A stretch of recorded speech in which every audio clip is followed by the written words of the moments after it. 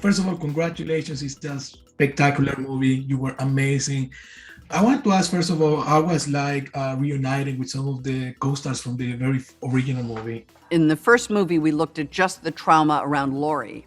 But of course, trauma has concentric circles of grief and rage and damage. And the whole town of Haddonfield has been damaged by Michael Myers, not just Laurie Strode. And I thought it was a fascinating way to get into the story this second time. And of course, that involves Kyle Richards back as Lindsay, Anthony Michael Hall newly playing Tommy Doyle, but even Sheriff Brackett, Charles Cyphers, and Nancy Stevens reprising the role of Marion Chambers, the nurse of Dr. Loomis, and even Hawkins. These are all legacy characters that are now very much populating the town of Haddonfield. As you mentioned, now it's all like, it's not only Laurie who suffered through this ordeal, but the entire town.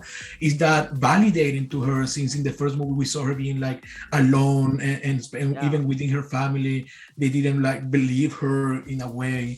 How does that feel now that everyone is in it? I think Laurie would have died happy in the back of that truck in 2018. If the filmmakers had decided only to make that movie, she would have died happy. Her daughter, her granddaughter were there with her. Michael Myers is dead.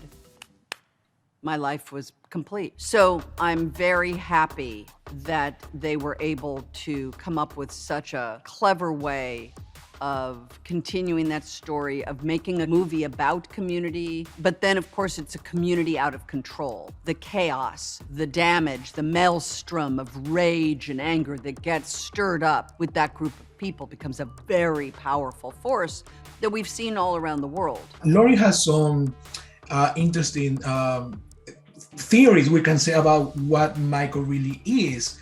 That we see in the trailer. How does that play out? That we haven't, like, the movies never really go one way or the other in terms of what Michael is as this force. But Laurie seems to be really set on in what she believes. Well, she talks about the more he kills, the more he transcends. He's human, but he's not.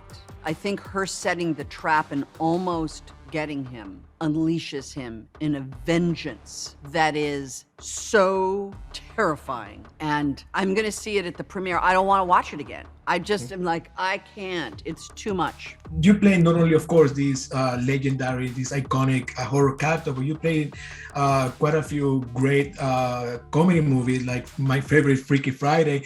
Does that, being like that experience in comedy, help when it comes to returning to horror movies? You know what? For me, the only goal is freedom.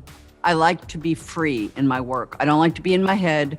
And in a horror film, you're never in your head because the nature of that work is so electric. You can't be thinking, you're reacting. It's a beautiful genre for me because I'm not someone who's an intellectual. I don't think about things like that. I prepare, but then I just let it all go.